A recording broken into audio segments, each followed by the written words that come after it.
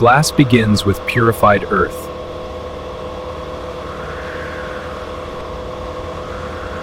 Not all sand is suitable.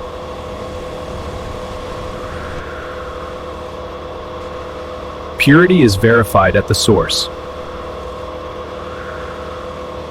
Consistency starts with screening. Contaminants are removed early.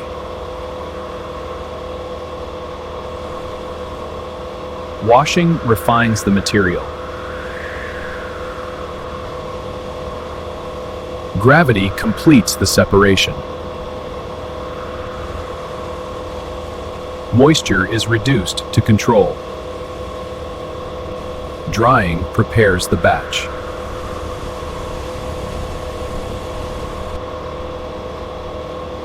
Temperature is stabilized.